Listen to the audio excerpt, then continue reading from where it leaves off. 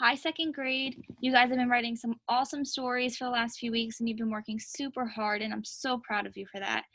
This week, we're going to begin to talk about how to write a fractured fairy tale.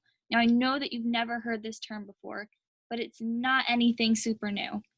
A fractured fairy tale is basically what you did last week. A fractured fairy tale is just another version of a fairy tale that you're writing to change, to surprise your readers, to make them laugh, or to see the other side of the story. You did this last week as well, but we're just going to do it again this week with a different story and with this term. So again, I'm just going to review why people change popular fairy tales. Now, I already said that we change them sometimes to make our readers laugh, to surprise our readers, and sometimes to show the other side of the story. What I mean by that is sometimes we want to hear what the other characters are thinking in a popular story, and that can make it really interesting for someone who is very familiar with the original version of the story. We can also change our stories to make them unique, to give them a different meaning, or to make them more relatable to our readers.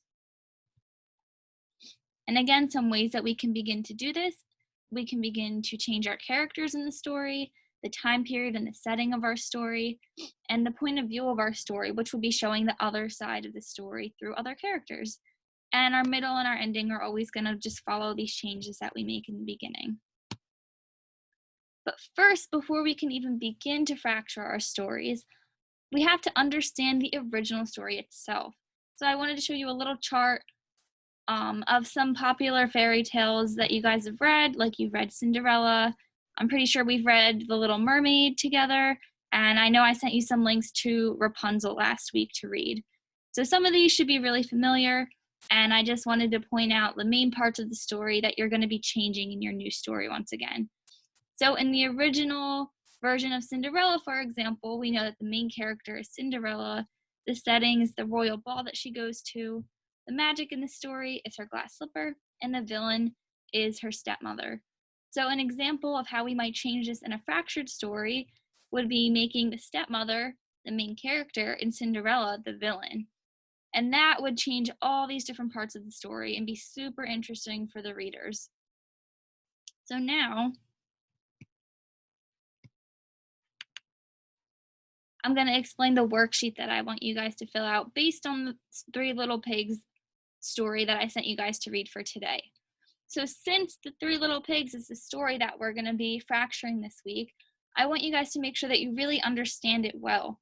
Now, you can either print this worksheet out that I've sent you guys, or you can just write these down in your notebook and explain where you see these in the story that I sent you. So we're just going to go through the setting of the story, who the good characters are, who the bad characters are, who's telling the story, the three main events in the story, and the lessons that they learn. All of these things we're just going to point out so that we know tomorrow when we begin writing our new stories what we want to change and how we can begin doing that.